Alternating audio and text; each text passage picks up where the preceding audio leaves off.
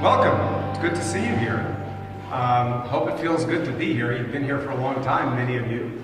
It's been a long day, I suppose, but I think you're going to have a little fun now. It's going to be a little bit more of a fun session, and I'll talk about that in a minute. My name is Dan Kish. I'm the publisher of In-Store and In-Design magazines. Oddly enough, since we don't have a really good title for it, I'm sort of the publisher of the trade shows that we do as well. So I'm involved with that as well. So we're very excited. This is our second trade show. Are all of you familiar with In-Store? I would have to imagine you are. In-Store is a magazine, of course, as you know, that we built specifically around you. It's a magazine that was built with the idea that the independent retail jeweler needed to understand and learn all kinds of things on a day-to-day basis, not only from their own experiences or from the experiences of some of the experts you've heard from, but also from each other, and to learn very closely from each other. So when we started thinking about it after a period of time and had been running the magazines, we had such good feedback that we decided that we wanted to run some shows. And the first one, of course, we did was in Chicago, and the idea of the Chicago show was you would have the opportunity to meet and greet a lot of the people who write for our magazines, a lot of the retailers who do a lot of the supplying of information and ideas for our magazines, and it worked out incredibly well in Chicago. We have a great event there. And how many of you have been to the Chicago event? A lot of you, wow. Well, thank you for coming here too, that's great. And so we decided let's take another shot at it and do it down here in Dallas, where of course there have been many great shows for many, many years, and so we're launching the Smart Show in Dallas, and this will be tomorrow will be the first day of it, and we're very excited for that. We're glad you could be here for the pre-education day. A few things I wanted to point out for the show. A lot of you have been to our show in Chicago, so you're pretty aware of some of these things. But for tomorrow, when you're walking around the floor, just so you understand some of the things, there is education on the floor for about 3 hours during the day tomorrow. Actually, in the morning, a couple of hours, in the afternoon, and there are basically 4 different major areas where there's various kinds of educational experiences, which we call experience areas. One experience area is called the Holiday Best Zone, and that's down over at your lower left-hand corner of the map over there. Another one is the Holiday Sales Zone. The Holiday Best Zone is a lot of great ideas for events and marketing and things that you can do to get people excited about things in your store. The Holiday Sales Zone is all about sales, of course, and it'll teach you how to better sell to people when they come into your store for the holidays. In the lower right-hand corner is the Bench Challenge and Experience. And those of you who have been in our Chicago show know the Bench Challenge is a very exciting place to be, where there's a lot of competition amongst bench jewelers to do some extraordinary things, and usually there's lines watching them work, and it's a very exciting thing. At the end, they get awards, and it's a very fun experience, so I hope you can get down there and see that. In the middle, you see the Holiday Design Center up in Chicago. That's called Town Square. Here we're calling it North Pole, because Santa's going to be there.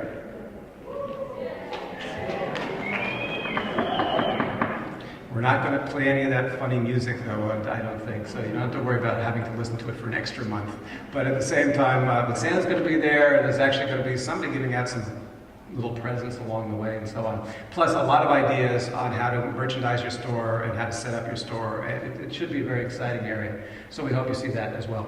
Another thing to point out is the little red dots all around. Those are called smart stations, and the smart stations are other little educational places that you can go and learn various things about your store. So take a look at that as well. The program, of course, you can find in your show guide. I'm certainly not going to go through all of this, but you can see it's divided basically by the experience areas and on the different days. And you see that guy in the middle who you've probably already seen today. Well, you can see him again, I think, tomorrow. Shane? Anyway. And that's, and of course, this is the program for Sunday and through Monday. Another thing, if any of you have smartphones and you haven't already downloaded it, you can get the Smart Show app. If you go to guidebook.com/getIt, download it. It has all of the information on all the exhibitors. It has all the information on all of the sessions, and so you'll be able to use that as your planning guide. And now it's time for our presentation, and this is going to be a very good one. Since you're in-store readers, I'm sure you know very much about Best of the Best. Best of the Best, of course, is a section we've been doing pretty much from the beginning of our magazine, talking about the best ideas for anything from events to merchandising to great programs for your store, and it's broad, and we talk about it through the eyes of the best retailers in the business. And today we're very lucky to have a wonderful moderator and three of our best of the best retailers to talk about some of their ideas, which I think you're really going to enjoy. And actually, Terry, you are first on my list here, so you can come up first. You can see all their names on here. I'm sure all of you can see that. We got to get bigger signs. Spotlights. This is Terry Chandler. Your host for today is Terry Chandler. Terry's been involved in virtually every aspect of the jewelry industry, including training, operations, development, management, and now distance education and association management. He is the president and CEO of Diamond Council of America, which he has been doing since February of 2001, and oversees the organization's day-to-day operations at their Nashville, Tennessee offices. During his tenure, the Diamond Council has grown from 70 members, representing approximately 1,200 stores, to one of the industry's leading education and training resources with over 225 members representing over 6,000 stores throughout the United States and Canada. He's a member of the De Beers USA Carrot Club. He's director of the Jewelers Vigilance Committee, and he currently serves on the board for Jewelers for Children and the advisory board for the Atlanta Jewelry Show. You can save your applause for Terry until we introduce you. No, don't save it.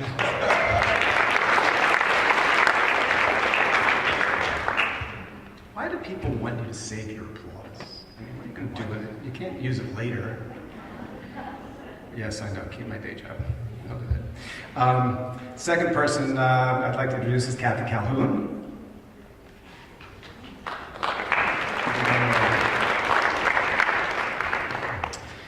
Cathy is the owner of Calhoun Jewelers in Royersford, Pennsylvania. She's the immediate past president of the American Gem Society, which she was from 2010 to 2012, Pennsylvania Jeweler of the Year in 2009. She's on the board of director for Jewelers Mutual Insurance Company, board of director, and also on the board of directors for Jewelers for Children, and as well as the Diamond Empowerment Fund.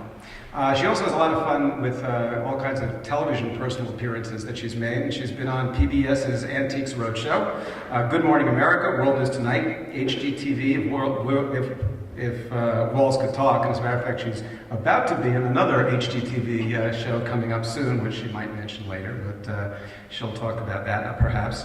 And on the Travel Channel on Great Escapes. Her hobbies are the things that are most interesting, though. She's a private pilot, she's a scuba diver, she's a gem hunter, she's a road rally driver, and just in case you're thinking of leaving early, she's also a first-degree black belt in karate.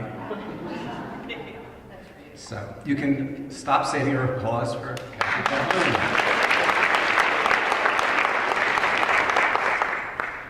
By the way, the length of these introductions have a lot to do with what we're getting said. So if there's some that are shorter and longer, it's not because they're not equally as accomplished, it's just that's what they gave me to work with. So the next one of our speakers is Rex Solomon.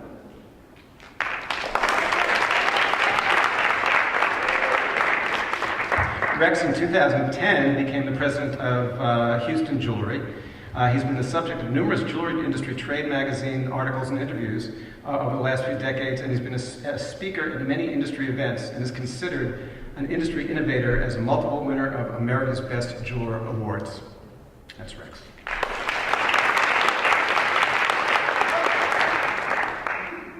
And last but not least, Laura Stanley. Laura's a third-generation jeweler at Stanley Jeweler Gemologist in North Little Rock, Arkansas. Stanley Jeweler Gemologist celebrated its 75th birthday in 2011. She's worked in the family business since 1989, and has come to specialize in custom design, remounts, and personal shopping for her customers. She's a graduate of Texas Christian University, and she completed her MBA at Webster University at Little Rock. In 2010, Laura was named Jeweler of the Year by the Arkansas Jewelers Association. She's been nominated for the Women's Jewelry Association of the Year 4 times. Nationally, she serves on the American Gem Society Board of Directors, where she chairs the International Guilds Committee and the boards of the Jewelers Vigilance Committee and the Jewelers for Children. So there's your panel. I hope you have a great experience with them, and I think you're going to have a lot of fun. Thanks. Terry?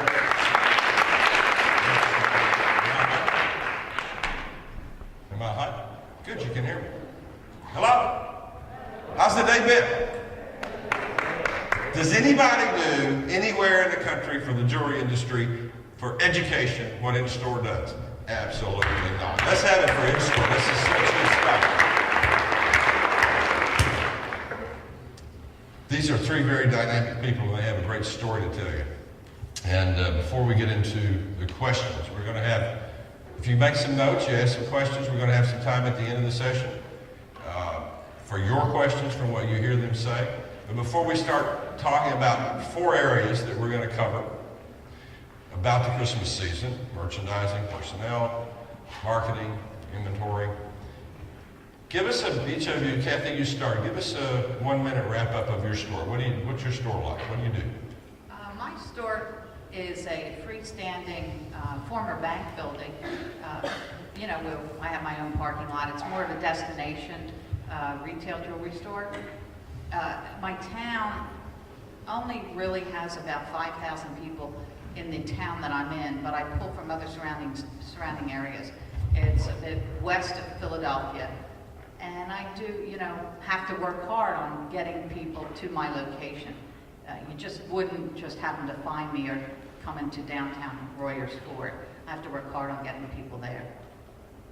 Correct. We are an independent fine jewelry and gift store that has the unique distinction of formerly being a catalog showroom. And we made the transition about 18 years ago back into jewelry and fine gifts. In the last 3 years, we've made yet another transition into more of a hybrid mode, where we have become one of the leading buyers of gold and diamonds in the market. And what sets us apart from the other gold buyers is that we generally remanufacture a great deal of the stones and have the gold refined and cast new jewelry. So it's given us a manufacturing side as well as a buying side, in addition to the traditional retail. We are in North Little Rock, Arkansas, which for all purposes is the same thing as Little Rock, Arkansas. We're an area of about 1 million people in the entire metropolitan area, spread out over 400 square miles or something. We are a freestanding store. We're in kind of a suburb. 45 years ago when the store was built, it was on the outskirts, but now we're smack in the middle of suburbia, and we are very traditional. We focus a lot on bridal and diamonds, a little bit of color, a little bit of other things, and we do a lot of estate jewelry, which is more interesting and exciting than any of us could have ever imagined when we got into it 20 years ago. Thank you. So Trace came to me a few weeks ago and he said, I want you to write an article for the December issue of In-Store in the business section, business page. He said the perspective on Christmas that'll get jewelers motivated, maybe give them something to think about, new, exciting. And the title, you'll see it in that edition. I think it comes out December 1st. It's called Christmas in Mayberry. When I was a kid, we lived in a small town in Kentucky. Family was everything, so birthdays, anniversary, we were together for every function. There were 30 or 40 of us. We'll read it in the article. But Christmas was like, the birthdays were special, Easter at my grandmother's was special, but Christmas was like the end of the world. The kids would sit under the tree, and then parents were eating, and then the aunts were drinking coffee, and then they had to clean the kitchen before we could get under the tree and open presents. And it was like the most special time in the world. Now, in my role in my job, over the years, 21 years in retail with 12 stores and 3 partners, in the last 12 years with the Diamond Council, I interact with the shop stores all the time. And most of the time, I won't say most of the time, a lot of the time, I find it's excited under the Christmas tree at my grandmother type people looking for a perfectly special and wonderful thing in a jewelry store. It can only be bought in a jewelry store. And on the other side of the counter, I find tired and stressed and worn out and frustrated people trying to get to Christmas Eve and go home. Now, those two things don't really go together. And so, question number 1. I have one of these devices and I can get it. Effective and engaged sales associates are key to success, of course. So what steps do you all take to train your associates? It's not in there. To prepare them for the stress of the Christmas season and the rush, the long hours, and remain effective and engaged to Christmas Eve so that they maximize this investment you made on this very important fourth quarter. Who wants to go first? I have one tip that I started to do 2 years ago that I would like to share, because I'm the one that probably gets burned out more than anyone. But what I started to do is make sure I had enough sales help hired that my salespeople never work more than 46 hours, even at Christmas week. I know that sounds odd, but because they would get so exhausted, for the last 2 years, I have done that and really kept it almost to their regular work week, and I'm going to do it again this year, because they're more pumped up and have more Does energy that than I mean you have to bring on I bring extra? on extra staff. How We many, do. how many people do you have on your staff? I have 8. You have 8 people I have that are 8. there all the time. Some part-time, some full-time, but 8 people on staff. And How I bring many do you add? 4. I bring 4 additional in. So let me ask you this. You bring 4 people in, that's great. But I got 8 people here that work all year that really know their stuff. Now I got 4 people here that are going to cover for those people that aren't here that may not know their stuff. How do you deal with that? Well, one example, there's a gal that's worked for me since she's been 18 for a long time. She became a mother, has 2 small children. She still loves to be involved in it and do designing. And she comes back throughout the year, maybe works 2 Saturdays a month. I mean, I have several people that do that. And 2 of the people were former employees, and they sort of semi-retired, and they will come back for the holidays. And it relieves everybody, and it's sort of like I don't know, they just feel like, you know, they can't wait to talk to each other, and it's sort of like coming back home. So they get to have Christmas too. They like it, yeah. And I mean, I'm the one that's really exhausted, but they have energy. And I'm doing it again this year. I'm going to continue to do that. So you'll have a staff of 12 or 13 people. I will. Okay. But I'm rotating them. What are your hours at Christmas? I'm open every day, and I'm open till 7 every night for the month of December. Every But day, meaning Monday through Sunday? Every day, Sunday included. Okay. Starting? December. I don't even do. First of December? I don't even do, Black Friday anymore hasn't been as strong for me as it used to be. Right. I mean, we're always open Black Friday regular, you know, evening hour till 7, but I still don't start it until December. Really, the first full week in December, I start our hours. Great, thanks. Rex? Tell me about what do you do to handle the stress? How do you get your people ready? Let's get that picture. How many people do you have on staff? Right now, it's about 16 people. Last year, we probably had about 21 people, maybe 25 people this time of year, because the gold buying was much bigger at this time last year. We have brought in more people on the sales staff, sales floor in the past 2 Christmas seasons. And we have largely kept the hours roughly the same as what it is during the regular year. Generally, most people aren't working over 40 hours. There are some exceptions as it gets in the last week of December when it generally all happens. And so we are open 7 days a week. And Sundays we're open noon to 5. The rest of the time we're open 10:30 to 6:30. We have not had much success with sales after 6:30 in our location. We're a suburban strip mall, and it just doesn't seem like it. We've tried staying open late, and it generally isn't worth it. So how many people are you bringing on extra? We may bring on 1 or 2 more Okay. salespeople. But we have a pretty heavy staff right now for the amount of volume that we have. And our volume has increased, retail volume has increased about 20% this year. So essentially your hours at Christmas are your hours like the rest of the year. Yeah, exactly. That's low. Well, it doesn't help to open early, and it doesn't help to open late, but it does help being open 7 days Yeah, a week. tell the people that own the malls that, right? Anybody got the store in the mall here? Yeah. Yeah, 6 o'clock in the morning, and midnight, and it's unbelievable.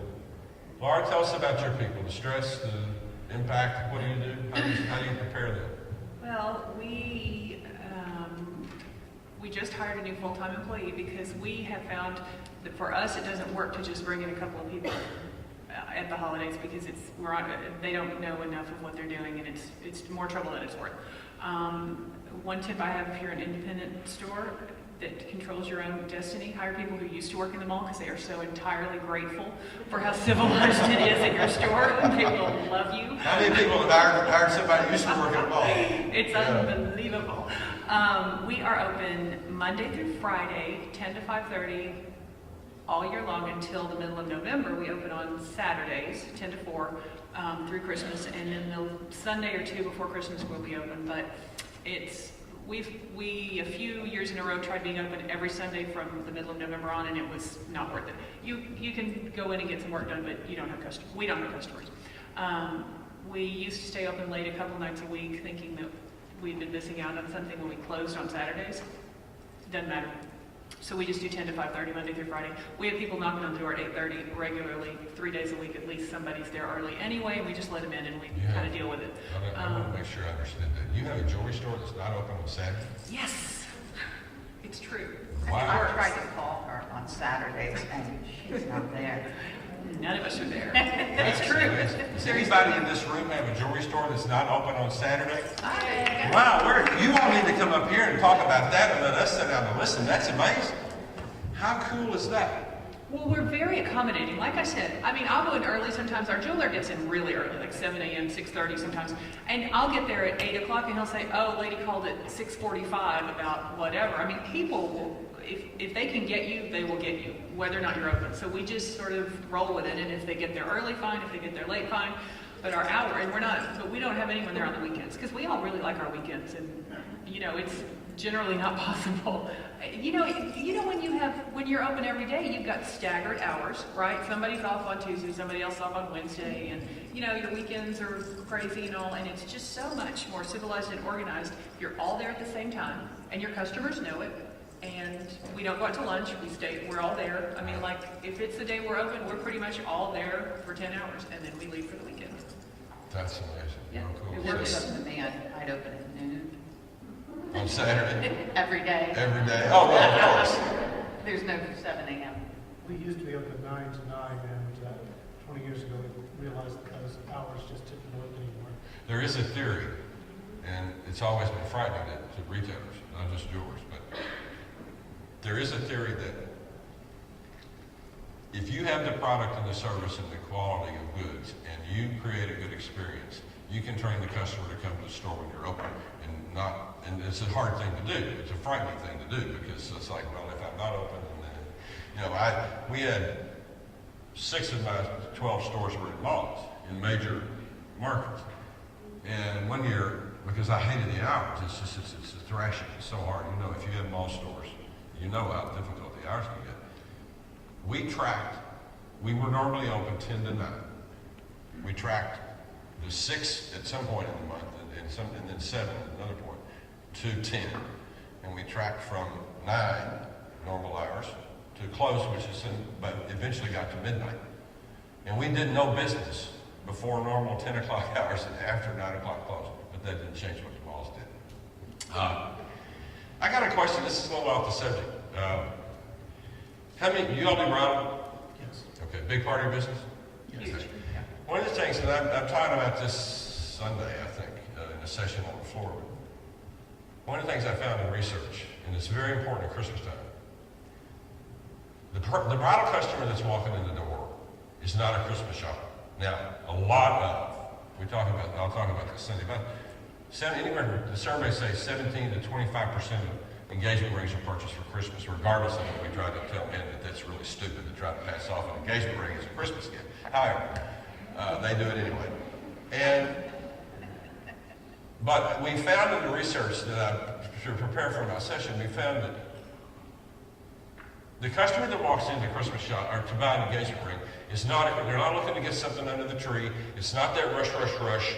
And a lot of jewelers have a hard time shifting gears to deal with the bridal customer and the Christmas counter, which if 17 to 25% of engagement rings are bought in that time frame, it's really important. How do you deal with that? How do you, Christmas rush, it's press, it's what we're wrapping, we're doing. Yeah, I got this guy that strolls in and he wants to sit down and talk for a while about engagement. How do you handle it? Do you have a plan for that? No, put up with it, you still have to deal with it. I agree. Yeah. You can't rush him. Yeah. And you just have to We, do it with him. we just, when the salesperson is engaged with the customer, the salesperson is engaged with that customer until the transaction's finished. And I have never really thought about that, maybe they should be over there selling color and fashion and let this person, you just have Well, we're going to talk in this, it's a problem, we sort of tripped over in the research. We're going to talk about it in this session, but I'm convinced that you've got to find people to set them aside and feel, if you do work on commissions, which I'm going to ask you in a minute, but you got to identify this issue and train these people to make sure they understand. This is a little bonus. At Christmas time, a lot of engagement rings are sold, significant engagement rings are sold. It's a nice part of your business, and they need to have that in top of mind that this is a different person. It'll make a difference because somebody's got to be prepared to take over that sale and not be bothered that there's a rush going around if they're not a part of it. Which it happens on our side of the counter. We found out more than it does. It's their problem. Their issue is at Christmas time. I can be making 10 sales over here, and now I'm stuck with this one, and I don't know what this one's going to be yet. It's going to take 3 times as long, and they're selling, which this is a little something extra. Commission. No, none. No. No, Trident or No. No commission, they have goals that they have to meet. What happens if they don't meet their goal? They don't work. Oh, okay. Well, that's a pretty clean cut thing. We call her nickname is the Queen, by the way. we have the last few seasons set a sales goal and have, if the store met a certain level of sales, there would be X number of days paid bonus to the employees. So it was very much a level playing field. So it was, if you met the first level of sales, everybody would get 5 days paid, extra 5 days pay. And so it's proportionately the same for the person who's making the least and the person who's making the most. Same percentage of their income. And it's been largely successful.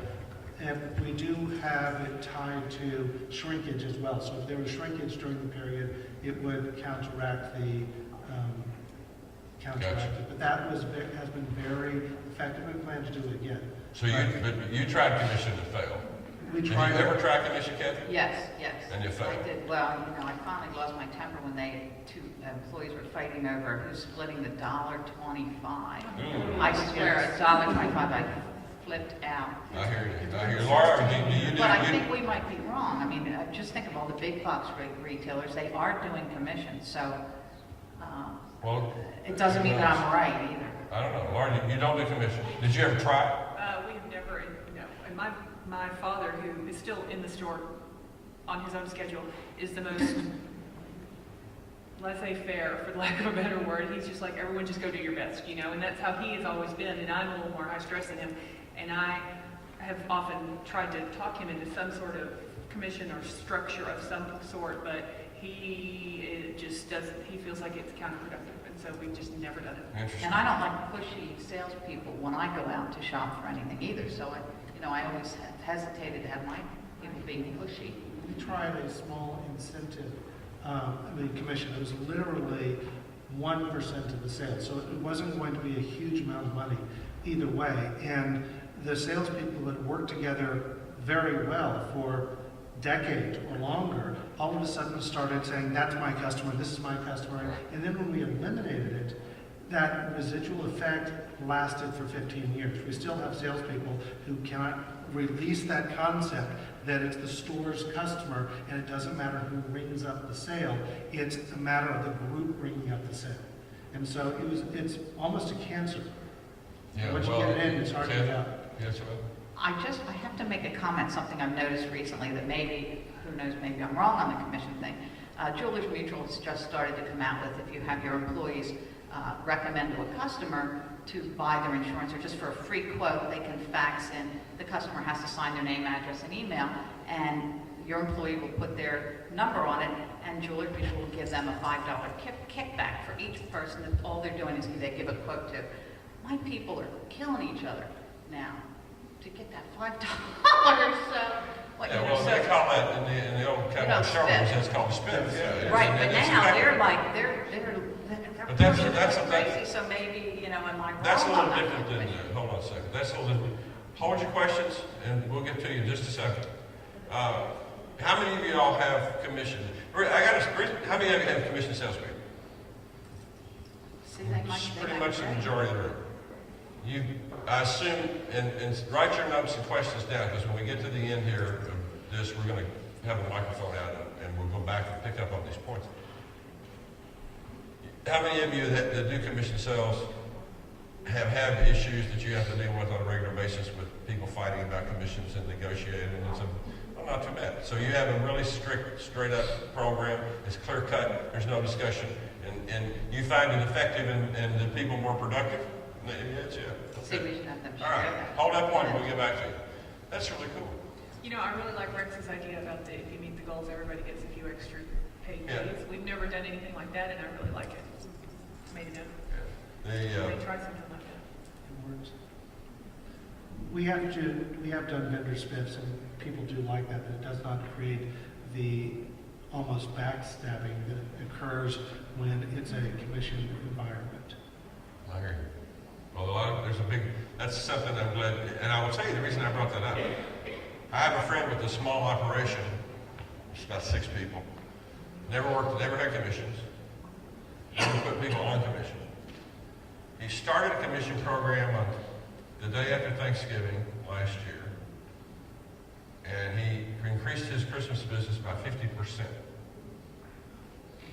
Because I've never been a big commission fan either. I had it in my stores because I had 3 partners and I got outvoted every time I tried to do away with it. But I don't know. From the day after Thanksgiving to Christmas Eve, he put the first commission program in that he'd ever put in for the Christmas season, and he had a 50% increase in business from the previous year. I don't know. You tell me. I don't have the answers, but I got a lot of questions. Okay. Inventory. Vital. In a world where everybody can get just about anything, I want you all to talk to our group about what you're doing for Christmas that's different this year, what kind of inventory you use, where you're focused, how you identified certain lines that you think are more effective than others. Just tell us about what happens at Christmas with your inventory. This year, Rick? we decided to really focus on bridal. And at JCK, we picked up about 5 branded bridal lines. Wow. Some that, in my research, seem to have good penetration in the market with their branding. And so far, the reaction has been very good. We've also stocked a lot more in loose goods, larger loose goods, over a carat loose goods, way more than we've ever really stocked before, because we're able to source them now from the street. And you get the stones recut to ideal proportions, you send them off to either the GIA or the AGL in New York to be sorted, and you've got goods that you can then sell below Amazon.com's, Blue Nile's prices, and still make a decent return. Did you say EGL? AGL New York. EGL there, no comment. Did you say AGSL? Kathy, don't pick a fight. Don't pick a fight, Kathy. Rex, okay, so you're sourcing off the street, which is, wait a minute, we'll share with them. You're sourcing off the street, which everybody's doing. I mean, we're seeing goods come across the counter the other way that nobody, it's amazing stuff. But what about memo? Big goods, 2 caraters, 3 caraters. Are you bringing goods in just to have them, or do you own the goods? We own the goods now. I mean, we've got 4 or 5 2 caraters, a couple 3 caraters that we own. I mean, we've maybe had 4 or 5 memo sales this year, and our loose goods sales are up about 50% in that category. So you're focusing heavily at Christmas, specifically on bridal. Well, I mean, that's part I know, but so how much of your Christmas volume do you expect to do with bridal? probably about a third, Wow. based on what it looked like last year. And we have plenty of fashion, and we have more fashion coming in. But it seems to be the last few Christmases, which have been increases, have been very basics, diamond studs, bridle, vintage pre-owned Rolexes, Seiko watches, Bulova watches, just a very higher end fashion.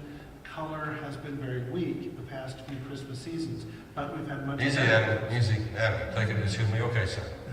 Adam's from AGTA. He's in the background. He's going. He didn't mean that. He didn't mean that. I love color. We have a ton of it, but it just hasn't been the mover that it was before. Yeah.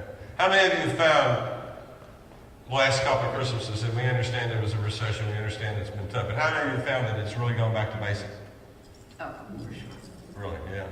Studs and earrings and okay. The Laura? volume is up. Each Christmas it's been up. That's good. So you're looking at as much as 30% of your at Christmas. Yes. For Rob. That's huge. That's interesting. Laura, you want to tell us anything else about your merchandising? Like you said, you were in gift business. What kind of gift business? Well, we have Waterford, Arthur Court. We're bringing in Yadro. We've used to be a major part of our business, but it's still 5-10%. People need a gift, something else. They need a wedding gift or something. They know us for gifts, so we have it for them.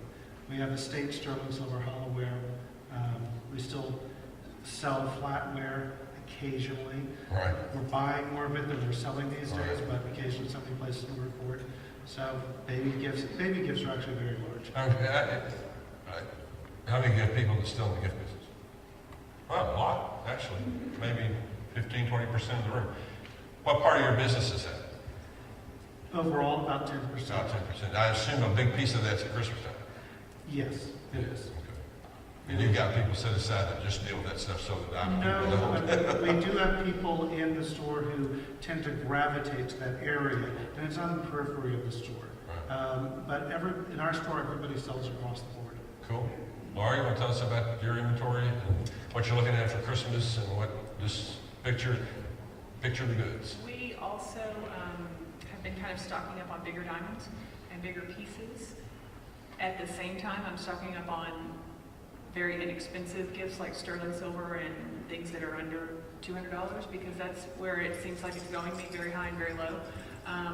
We buy off the street too, and we keep a lot more of the bigger diamonds than we used to. We used to kind of always, turn them, flip them to New York or wherever, and now we're keeping more and more of them in the store. I have an 8-carat right now that we just bought. And it's all bigger or smaller, and there's nothing in the middle, as far as I can tell. And so that's how we're merchandising right now. We're looking at bigger and smaller, and kind of skipping that middle. Yeah, I told a story, a speech I made a couple of weeks ago, when I got married originally when I was 20 years old, 21. I went to a jewelry store, I didn't know nothing about jewelry, and I got it was an orange blossom. Remember orange blossom? I got 1/5 of a carat. It took me 1.5 years to pay for it. And today, if you handed a girl 1/5 of a carat solitaire, it would be back in your face before you could, boom. I mean, I've never seen it's carat, carat and a half, 2 carat. Carat is even looking small to young women. I love that. Bridal, how much bridal is, I'm focusing on this bridal thing, on the inventory thing, because after doing all this research, I got to tell you, this bridal issue at Christmas is going to get bigger and bigger, no matter what we do, and it's really vital. How much bridal do you do at Christmas? How much of your volume in the last quarter? It's probably a third, but it's probably a third all year round. I mean, we do a lot of bridal. That's, people know it. That's what they, we know diamonds is what we hammer into people. So we do a lot of bridal. We do a lot of second and third bridal. We don't do a whole lot of starter bridal, but we do. The second and third's even better because they're a lot bigger. I know. So yeah, we do a lot of bridal all the time. So you give a third. Tell us about your other merchandise mix and what you focused on for Christmas. What have you pumped up in your store for Christmas that you think is going to be hot? Earrings, diamond earrings, and studs, but also hoops and big hoops, like really bigger hoops. That's we sold quite a few last year, and that seems to be pretty steady. Riviera necklaces. Say again? Riviera necklaces, right. Bracelets, tennis bracelets. I don't know. I can't seem to give those away these days. They seem to be on the outs right now. Yeah, I'm sure in a few years they'll be back, but I'm not too worried about bracelets. But earrings, necklaces seem very big. So still basic goods. We're very traditional. We are extremely traditional. We're not brands and we're not high fashion. So that's good. That's an interesting point, Christmas Day. You're not branded. No, we're not branded. And we do a lot. We sell a lot of estate and vintage jewelry of all sorts. And that's probably half our business right now. It was, no one ever anticipated it would be as big as it has become. I'm curious, estate and jewelry. How many of you sell estate jewelry, vintage stuff? Put your hands down. How many of you have seen a big increase in that part of the business? Yeah, it is. Again, while we're talking about merchandise, there's a lot of estate and vintage jewelry out there that's available on memorandum. A bunch. Because if you think you've been buying goods across the counter, you ought to see what the dealers are taking across the counter. I mean, there are some really good deals. There's a couple of estate and antique people in this show that I'm familiar with, and they've got. I would have some of that for Christmas. I think that's going to be a nice item at Christmas time. Any other special thing in inventory you want to tell us about before I let Cathy start? The only other thing I would say is that in terms of memo, every once in a while you just have to call and get whatever particular type of diamond that you just don't have in the building. But several years in a row, we had memo in terms of like merchandise, from some of the big houses that'll sit, you buy 10,000, they send you 100,000. Sure. And we don't do that anymore because it's kind of counterproductive, we found, to selling what we already own. Right. So. Well, the secret to memo, we'll give you this for free. The secret to memo is you have to deduct the memo you put in your cases from your open to buy. Right. And if you do that, you don't have a problem. Right. Cathy, tell us about inventory. What's your inventory looking like going into Christmas? Well, I know I will do pretty large with the bridal. I did 42% at Christmas last year in bridal. Wow. But I do carry a ton of antique and period estate jewelry. But I carry the Hearts on Fire, the Czar Kaplan, Julius Klein group, the Rattani. I carry those things. But what I started to do a year and a half ago, and I'm really working heavily on it right now, is my own Calhoun Jewelers private label diamond engagement rings with my own designs, Calhoun Jewelers laser inscribed inside, the Calhoun Jeweler diamond. I'm going to push that more than I'm going to push the others. I will continue to try to brand my name in my store. And make more margin. I'm trying. Well, Sure. I think I can, but like as Shane Decker always says, you can't get it cheaper down the street. You can't compare. I'm putting ideal cuts in the center. Even my belly are ideal cut. I mean, they just pop. I put it in 18 karat or platinum. Not a lot of metal. Try to show more diamonds, and it seems to be. I'm getting a great response on it. Now I'm doing that, and then even though my market is traditional, and I've been staying traditional for several years, I recently was in Italy at the Vincenza Aura Italian jewelry show, and they they're a whole different ballgame over there. Everything's all about yellow gold, and you can see yellow is going to be huge again.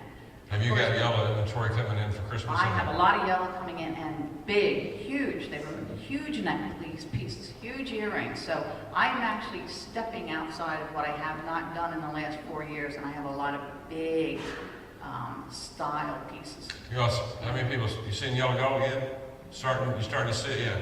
It's just going to do that. We've seen this for years. The cycle, I have clothes on most of you. It cycles.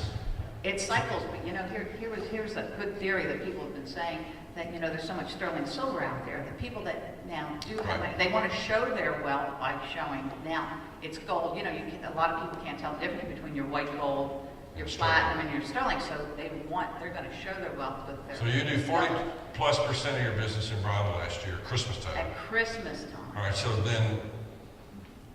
So much of the estate, what else do you sell? And in the estate, it was a lot of the Art Deco style engagement rings that sold like crazy. Okay. Are you in the gift business at all? I have art glass. That's it. Art glass. Local. I failed at the gift business. Okay. You all don't do gift business. We have Waterford. Just Waterford. Yeah, and baby gifts, but it doesn't even count. I 1% or failed. something. What's the hottest wine you know of out there for Christmas? Calhoun Jewelers. Why do you think about Private label. What else? What's hot, Rex? What do you got? We've also gone into private label bridal line for ourselves, and our loose goods we've all branded it with our own logo. So the stones they're all Eastern Jewelry diamonds, and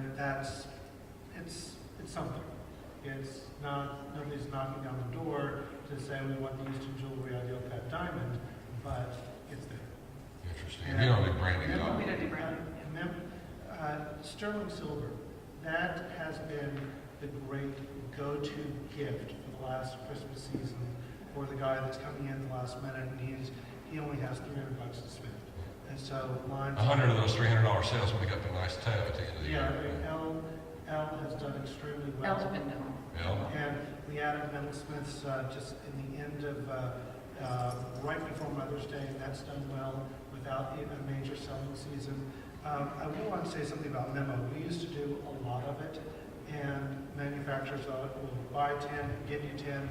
And I've now come full circle, and it's just so difficult to plan your cash flow if you're taking things on memo. I mean, it's just easier just to... Deducted from your open deposit. Yeah, you can take out... If you do that, then you're fine. Yeah. There's these three people from three different parts of the country say they're moving away from branding goods pretty dramatically. How about all of you? Are you moving away from branded goods, yes or no? How many of you are highly branded? You got a lot of national brands that everybody knows, sort of interesting. Thank you. The big bugaboo, marketing, Christmas time. Everybody's out. Everybody's out for marketing at Christmas time. There's so much bombarding people. We also now have fragmented markets between cable and online and internet. And so in a few short words, tell us, Cathy, how do you market yourself and set yourself apart at Christmas time? During the year, it's all those issues are still there, but Christmas is different because everybody that's in any business is because consumers just getting bombarded. Absolutely. They should fall down sometimes. What are you doing to set yourself apart in the midst of all that? Okay, I have something. Okay, here she goes. She says, okay. I have something I'm going to try, and it's more, and not that all of us haven't been doing, but I'm going to really hit heavy. I'm going to do personalization for all my customers. Really personalize. I mean, I'm going to take my top 10% of my customers. They're going to get phone calls from me, suggestions what they should buy. I have a good many special events planned coming up between now and the holidays, and I'm going to separate certain customers, and my top 20% are going to be invited to a special event that I'm doing in my home. Where they're I want you to hold that thought, because that's the next question. Okay, but I am doing cable But tell me television. about I it. am How'd you doing pick cable for cable Christmas? television. I haven't done it for 5 years, and I decided to go back and do cable television. But I also do video and put video on, do the YouTube and Facebook. But Do you do the spots? no. What kind of spots you run at Christmas? Oh, you mean for cable? Yeah. You do a cable spot yourself? Yes. Oh, the star. Yeah. Okay. So you're basically events, which we're going to talk about later, and then cable. Do you do print still? Do you do print? I do just in my local newspapers because they always cover things that I do. So out of respect, I still do some print. But not it doesn't much. drive the business. You want them to cover your special events in your store, so So I'm forced to do some advertising, and then they will cover. but you don't fund it particularly. Oh, no, it's not, no. I agree. Rex, what do you do? How are you going to separate yourself in all the noise at Christmas time? Well, we have a very counterintuitive marketing approach. It's all about Santa. And we have about 20 guys in Santa Claus suits. Pull that mic up. We have about 20 guys in Santa Claus suits on the street holding up signs between, I'd say about a mile either direction, east and west of us. And when we first started doing that 5 years ago, we did have a 50% increase in the Christmas business, and we've been doing it for about 5 years. Also, counterintuitively, we are a daily advertiser in the daily paper, and it is dollar for dollar the best return on investment advertising-wise that we've had. We are on. All right, let me drill down in a minute. Hold it, because a lot of us had this issue with print, especially with the newspaper, that we don't see the value, like Cathy said. Now, first of all, quarter page, third of it, give me a size, sense of how big it is. Generally, I'm doing, for frequency, I'm doing a a 2-column by 1-inch ad, which is an engagement ring or Rolex watch, and that builds up your frequency base. Once with Hearst publications, the more you advertise, the lower the rate goes. So if you're in a daily insert rate, so it can be up to 50% off the rate card. And there's always special deals. Yeah, so I was going to say, now in those ads, depending on the size, you have to be able to track that to make the statement that it's been very effective dollar for dollar. So how do you know? Well, how do you track that at Christmas time? You ask the customers, but also you can tell when you run. We've also run quarter page ads. The size that I'm usually using for jewelry right now is a 2x7 size, 2 columns by 7 inches. But I've used 3x5 as well. We've even done full page ads. And it's immediate response if you've got a good offer. Now, that being said, is that our advertising for the past 3 years, there have been no discount on them at all.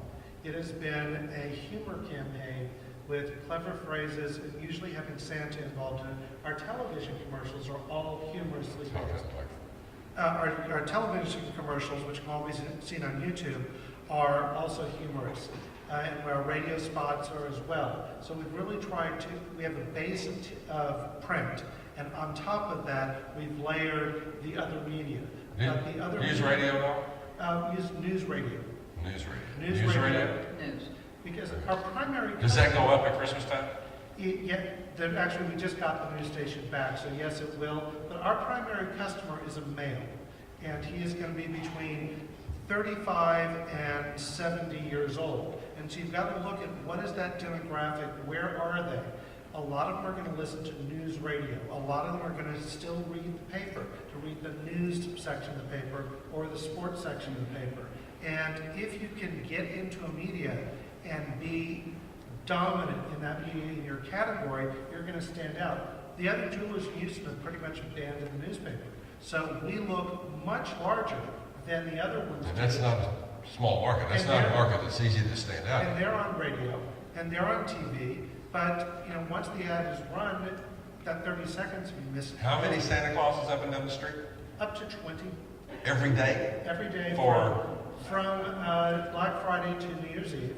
And during the rest of the year, we have about 4 of them holding various different signs. At Valentine's Day, we have this woman, she'll wear a bride's dress, and we dress the other guys up as Cupid, and they put on different costumes, etc. For Halloween, we go get them something funny to wear. Are they good-looking Santas? At 50 miles an hour, yes. Okay, thank you. Laura, tell us what you all do. Tell us the type of media you use and what you do at Christmas is different than the rest, but what do you do for marketing? We are very extremely radio heavy, and we're on talk radio and news radio in the morning, and it's always my father's voice, and it's every year for 40 years it's been his, or 30 years it's been his voice on the radio, and it's extremely effective because people, when they walk in the door and they hear him, they go, oh, I know that voice. It's like repetitive, drill it into their head. We also do some television, which is good. We upped both of those at Christmas. They both work really well for us. So how much of an increase in radio, for example? Radios are one of your prime markets, one of your prime media. It probably goes up. How much do you go up at different Probably 30%. 30% increase. About a third, yeah. Relative to the rest of the year. What else? We're still in the phone book, and that's incredibly helpful because, as I mentioned, we like old people who are getting married again or buying gifts, and they still use the phone book. And I know young people don't, but old people do. So we're in the phone book, and we do a lot of personal outreach. With all of our salespeople with their clients, doing clienteling and personal contacts, phone calls, notes, whatever, a little tiny bit of print. Kind of almost obligatory, kind of like what Cathy said, because we want the paper to like us and we want the local magazines to like us, but we don't really see any particular effect from it. You have something else you want to add, Cathy? About marketing? You had that look in your eye. Hold, don't go. Rex, you got something else before we move on? Because we're getting social media. We are very active on Facebook, where we are adding product daily on Pinterest and Twitter. There's a few thousand people following it, and on the Pinterest there's a lot of followers on it, but I will say that I cannot track one single sale from the social media. And this Christmas will be a test as to whether or not that will convert. And got people commenting on the pictures left and right, 10, 15 a day on the different items, but I don't think that social media is going to become the driving force for marketing for the jewelry industry. As some people think that they could be, and they've abandoned their traditional marketing approach for solely focusing on social media. I was at a conference not too long ago, and we had that conversation. I will tell you this, social media, it's not going to replace a lot of marketing. You spend, especially in your local market. Social media is like, somebody said to me not too long ago, I said, they were talking about a jewelry show, I said, which one? And I said, I really don't want to go to this jewelry show. I've been to 20 jewelry shows this year.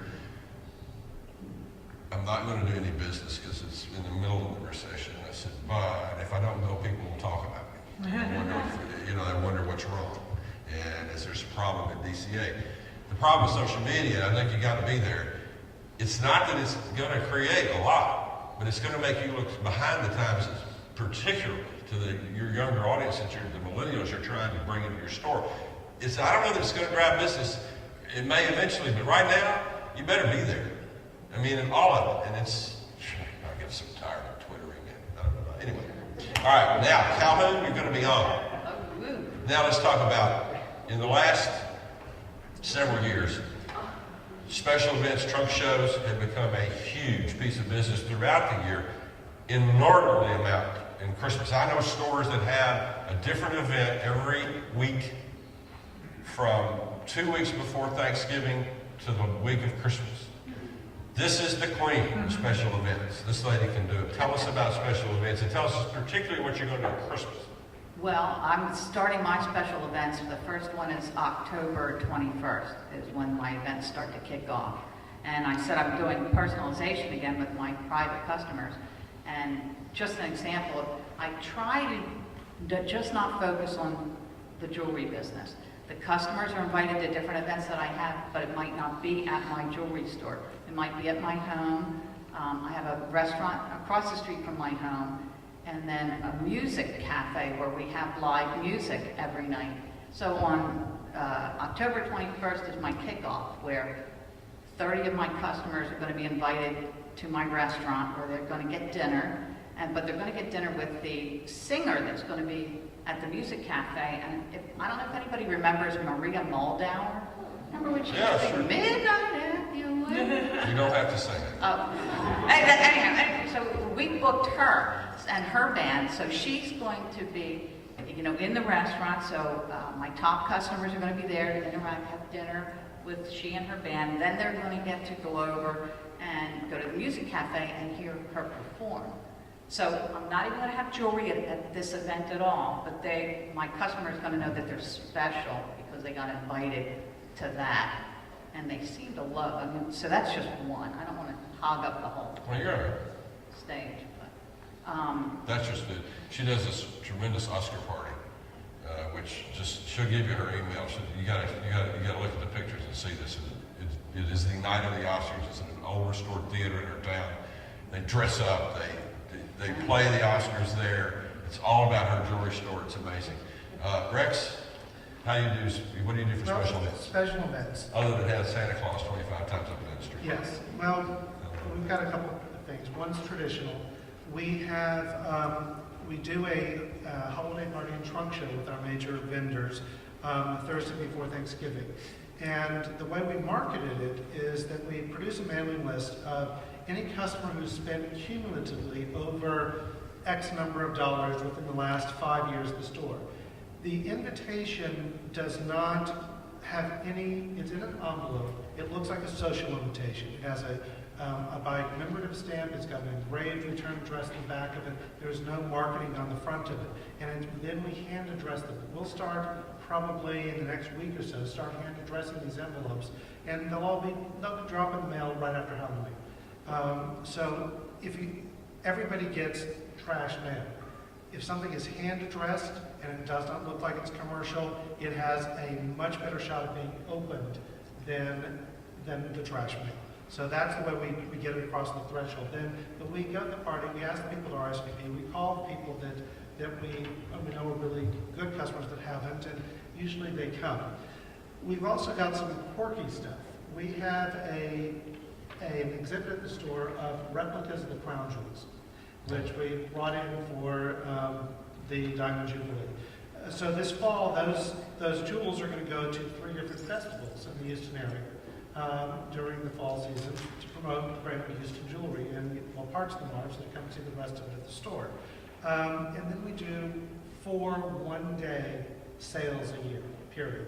And those sales are real sales. They have large discounts across the board, and people come. We do it on Super Bowl Sunday, we do it on Memorial Day, Labor Day, and most importantly, the day after Christmas. Right. And that's it. Real quick, do you get any blowback on that? The guy comes in and buys his ring on Christmas Eve at your full price, no discounts, and then you're going to sell that ring the day after Christmas for X. We've been doing It's this. an old bugaboo, but it's always a problem. We've been doing this about 6 years, and quite frankly, I did it on a lark, and we have not had anybody come in and complain. All right, I don't want to cut you off there, but I want Laura to get in because we've got one more place to go before we get to questions, and I want to save that last 15 minutes for questions, and I have a feeling there are quite a few out there. What do you all do there for truck shows and special events and that sort of thing, Laura? We don't do a lot of special events, honestly. We will every year have a Christmas party, something we did last year because it was our 75th birthday, which was a big deal. We tried to promote it all year long. We had several parties throughout the year, but at Christmas we sent out an invitation, and it was hand addressed, like you said, and it looked like a party, not a solicitation. And inside of it was a card you had to fill out and bring back in. So not only did it help us up our email database, because that was one of the things you had to give us, it got people in the building, and there was a party on a certain night, which kicked off our Christmas season, and we had about 800 people show up, which was about 700 more than I thought were going to come. So we were very happy with that. And having that little circle that they had to pull off their invitation and fill out and bring in was amazing, because even the people who couldn't come to the party, they were going to be out of town or whatever, they would come in the week before. Oh, can I leave this with you, please? May I want to enter the drawing? And it would get them in the building, and it would get them thinking about us, even if they couldn't come to our party. So that worked very well for us. We will occasionally we always have a Christmas party for our customers, and we just call them and send out an email invitation or something. It's big a deal as what we did last year. But a couple of the things we've done lately in the last couple of years that have been good are, we're in Arkansas, and there's a diamond mine down in Murfreesboro, the Crater Diamond State Park, the only place in the world where you can go find your own diamonds. And so every once in a while, somebody finds something really big. And last year, a lady found an 8.5 carat, the Illusion diamond. It was beautiful in its own way diamond. And it was huge, right? So she left it with us for about 2 weeks. And so for 2 weeks, we would call people, oh, come see this, you just have to come see this. And it wasn't so much a party, but it was just something really special that we all called our people about. And it was in the middle of the summer, I think. It wasn't even a holiday particularly, but it was just hugely interesting to people to come in and see it, and they would say, can I touch it? And well, of course you can touch it. You put it in their hands, and it was just wonderful. And every once in a while, a few years ago, my sister wrote a book called Jewelry Savvy, and she came in and we had a signing. And because she used to work in the business ages ago, before she moved to California, she not only had some people who remembered her and just wanted to come see her, but just the idea that, Stanley had written this book, and it was, all about jewelry and whatnot. They would come in and she would talk to me about it, just kind of about jewelry profiling and how to figure out what kind of jewelry you should wear. And it was a huge day for us, and we had just dozens and dozens of people come in just constantly. The store was full constantly because they felt really special, and it was all women. And they would get their autographed book, and they would talk about it, and it was all good. So having Cathy, a thing helps. Kathy, you have something on your mind. Well, I wanted to share one contest that I do. I don't know why I didn't think of this. I've been doing it for 16 years at Christmas, and you can steal this idea because it really works. I have a gingerbread house contest in my store. What I'm able to do is, not too far away is not a culinary institute, but what am I thinking of? Trade school? No, the trade school where they have. So anyway, I go to the students and I ask them to make gingerbread houses. And every year they get a different theme, whether it's a historic They have to pick a historic theme of a home, maybe coming out of Philadelphia. It could be in my town of Royersford. You know, you can say churches only. Now, the deal is it starts on Black Friday, and they deliver all the gingerbread houses. The public gets to vote for what their favorite gingerbread house is. The two gifts that are given away is a diamond necklace for the gingerbread house that gets the most votes. And a diamond necklace is also drawn on Christmas Eve from the pile of people who voted. Well, it turned out to snowball that all the schools, even the local elementary schools, bring the little kids in by classes, by grades. The little kids get to vote. They drag their parents in at Christmas. I swear, it is the best thing by just dumb luck that I have done. And I continue to do it. It's gotten so out of hand now with so many gingerbread houses that my store manager owns an ice cream store down the street. A half a block. We're actually going to put the gingerbread houses, move them in his whole store just so that which defeats the purpose of people coming in my store. But I might do a couple there, but they'll have to do both and then put their, still vote in my store. But it's huge. And people will come out of the woodwork that you don't even know to make a gingerbread house for you. Cool. That's neat. That is a great net. All you're doing is providing the space and the gift. And the diamonds. Right, the giveaway. All right, so I got a question for you, especially at Christmas time, real quick, because we've got to move to one last thing and then get to the questions. None of you have mentioned cause marketing. And cause marketing is like one of the most amazing things going, and it is very important to the millennials, the young people we're trying to draw into the jewelry store. Do you do cause marketing? Because it didn't come up. By that you mean supporting local causes? Is it a charity? Oh my gosh, we support every local cause you can even imagine. Okay, yes, and that's good. we are all, yes. Okay, yes, we donate to everything. We donate to silent auctions daily, but we've moved away from doing events at the store with the percentage going to the charity. We did one 2 years ago. It was marginally successful, but that was much bigger in the 90s, having kickoff parties for different balls, and where they'd get the underwriters to come to an event at the store. You're involved in cause marketing. I am, but I have cut back because I don't want to use the charities. I don't want to use that. I don't want it anymore to appear. A lot of people, that's all they do. That's an easy way for them to do an event or promotion. I do not want to look like, well, I'm just using American Cancer Society or something just to do the event. That is a concern. That is, if you read the research, how many of you all are involved in cause marketing and local charities? And I will tell you that is an issue. There is a fine line between using some poor child and their charity to do more diamond business and not being involved in the community. And it's hard to know where that line falls. But the millennials, these kids that we want to come in your stores, they're very into that. And they're very into green, and is everybody happy? And then we replant the trees, and we put the dirt back after we got the diamonds out of the mine, and we've done all this stuff. They're looking to see if you're involved in the community, and if you're not, it's a very big negative for them. I got research I'll share with any of you on that subject. One more thing before we go to questions. I've been in a lot of stores. It's not a long answer, but I've been in a lot of stores. And go back to my grandmother's Christmas tree. This is the most exciting time of the year for most of the people that I know in this country that are trying to get to that moment on Christmas Eve that, how do I explain? I came from a very middle class, not a lot of money family, but the phrase in my family was always, we may not have much, but we're going to have Christmas. That's how special it is.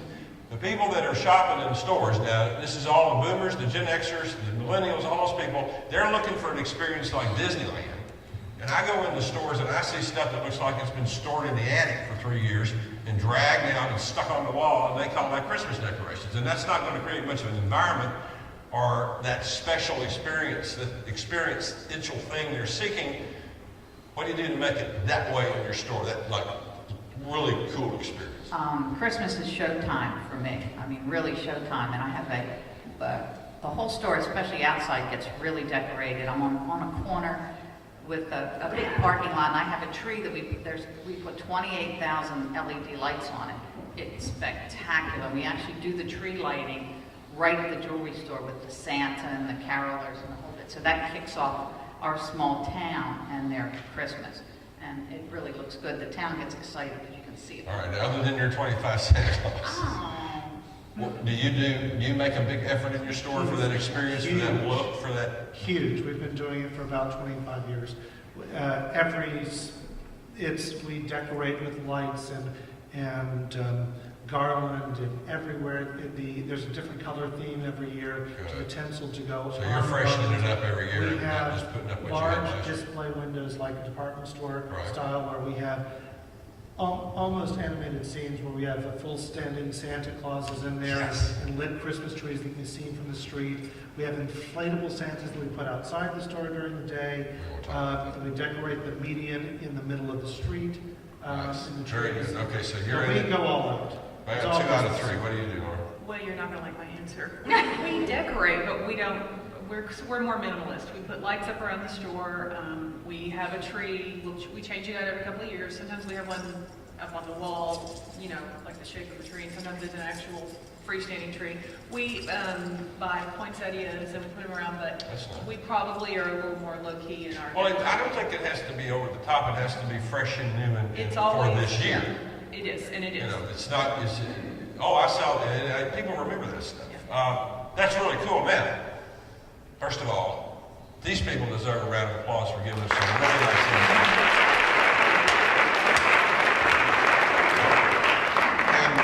Our sound people should have a microphone available. Oh, there's my volunteer. On any of those subjects, we'll go back. And this young lady was so patient with me, I want her to be first. If you raise your hand, she had a question earlier or a comment she wanted to make. And we were on, what subject were we on? Thank you for Commission. why I'm not done. Find my hair so the customers wouldn't answer my girlfriend. All right, we need a mic up. Wait, you got to use the mic because we can't hear. Hold on just a second. Hold on just a second. We got to Does the tech person, okay, just be loud. You know I can't. do it. Let's see if we can get that mic fixed, please. You're not getting permission. So what pay level do you find attracts people to work for you? That's a good. If you're not doing commission, what pay level is? Let's try the first hourly rate. No commissions. Everybody's working together. It's all good. What's your hourly rate? What's for an experienced person? I start them at $15 an hour, and that's for not experience. And then they must have training. I pay for all their education, and they'll move up the ladder as they get educated. What's the top of the ladder? Hourly. My manager is like way overpaid. Oh, okay. Is it that bad? Yeah. Okay. Yeah. So I don't necessarily go by me. Rex? I honestly don't know, without looking in the payroll system, what we're paying people per hour. I know that when we went on a major hiring binge last August, we put in ads on Craigslist, and we had literally 50 applicants for each position coming in. So the market is, the stack of applications was just like this. For office position and for salespeople and gold buyers. Laura? We start people at $15 an hour. At some point, if you've been there a while and you're a full-time employee, you're going to move to salary, and then you're going to get raises as they're warranted. But we have a lot of perks. We pay for travel, we pay for education, we take them to pick a jewelry show or a conclave or whatever you want to go to. You can go to one thing. We're paying for most of our staff to come down here this weekend. We buy them lunch every day. They get it. We practically give them jewelry. You know, there's a lot of other stuff that goes with it. Okay. Does that answer your question? She buys their lunch every day. I'm not doing that. It is the source, oh my God, it is the source of so much consternation you cannot imagine. But it keeps everyone in the building. So. It'll be Yeah, well, if I close on Saturdays, I do a lot of things differently. All right, I've got some. Here we go. Back there in the back. What is the longest length of time that you have retained an employee in any of your companies? What's the seniority? Well, we had somebody who started in 1957 who retired 3 years ago. I thought we were the only ones. We have 2 people working for us right now who started in 1977. Kathy, how Non-family members. you have a lot, you have long. Yeah, mine longevity. are all, they've never left, yeah. I've been in Since you had the store. since I started in business 15 years ago. Yeah, 30 years or something, I don't know. Nobody ever leaves. You know, I need to get younger though. Like I said, if can I tell. wasn't open on Saturday in the jewelry business, I wouldn't leave either. We have a You 95. can come back. Oh, yeah, and they don't In do order, it. all right, in order to not, let's move to the next question, which is this young lady in the front. I was just wondering how much volume your stores do. Roughly how much you doing? I'm doing 2.5 million. Probably about 5 to 6 million. All right. 2 to 3. Yeah, 2 to 3. Okay, nice. Another question. This lady in the back that had the early question. You can just yell really loud. What's your average sale? Oh, Dollar. interesting. Two questions. Let me split our question up for you. One, what's your average sale? And two, what's your average sale at Christmas? You got that in your head? I don't know. I mean, we may not know. I'm curious if it goes up. Just to know, and mine dropped dramatically. My average sale, like in 2007, I think was $1,410. Now I think it's probably half of that. All right. The recession. Uh-huh. I think our average sale is in the $500 range just because there are so many watch batteries and so many inexpensive gift items that throws it down. And I don't have that number on That's all right. Laura, you have any idea what your average sale? I would guess it's around 1,000, but honestly, I don't know. Those are pretty high. Actually, those are very high.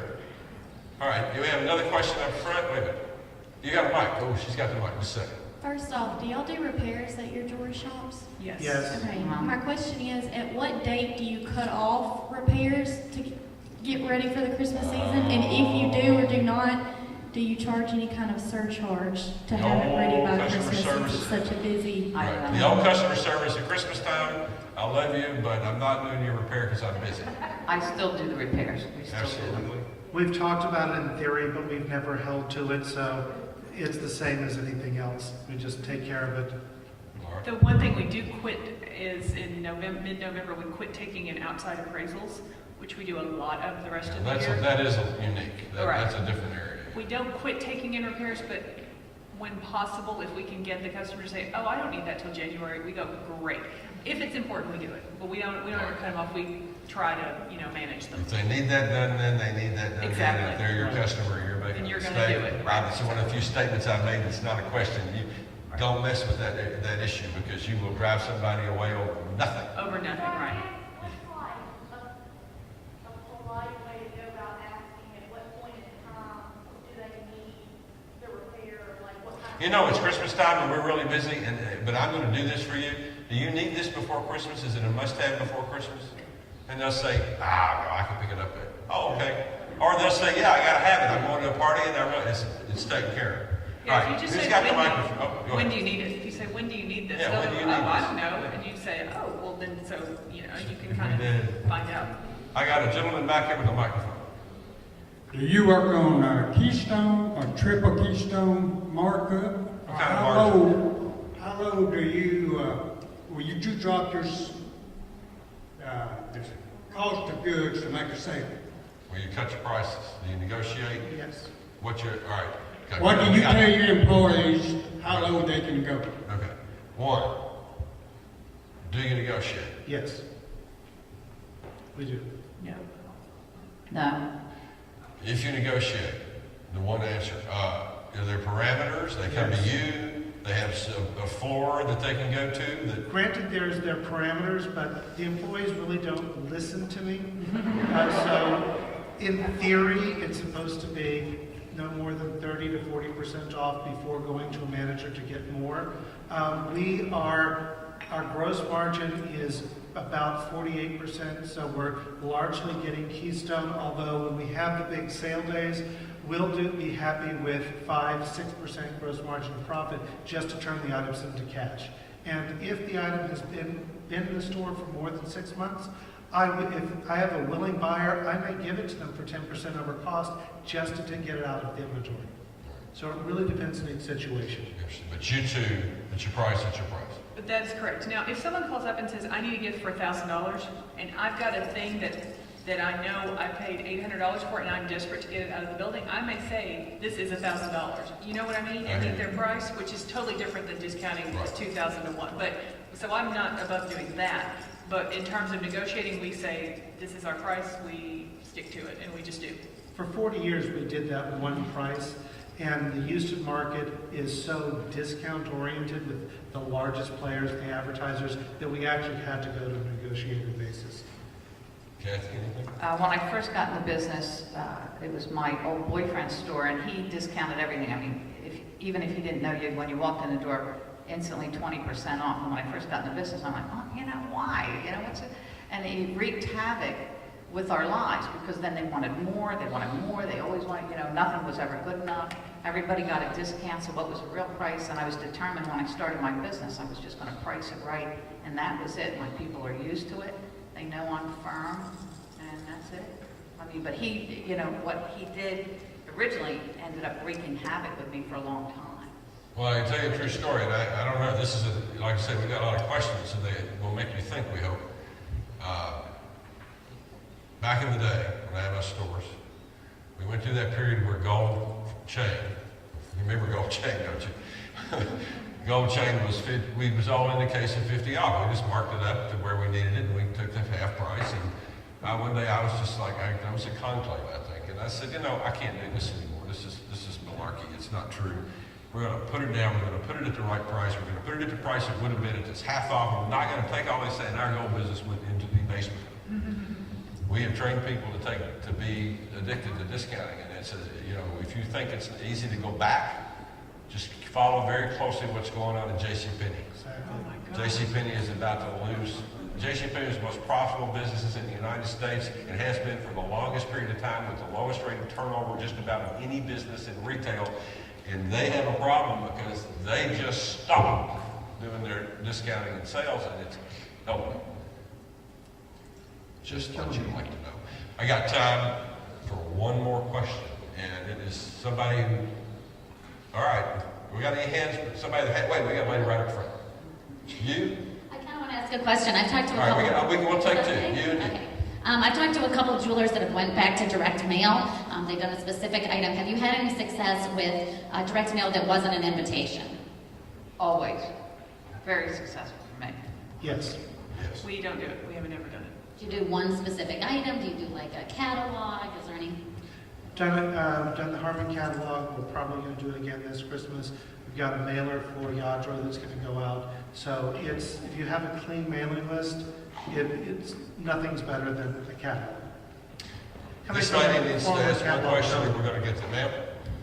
I'm sorry, go ahead. Oh, I thought You know me, I didn't say anything. Last question of the day. With your vast experience from your existing stores, if you were to open a new store currently in another community, what changes would you make? Commission versus hourly, staffing, hours, what changes would you make? I am going to do that. I'm going to the West Coast, and I'm going to do all period and estate jewelry. And I'm going to run the price store. of I'm it going is, out and there he's and run the gonna store. run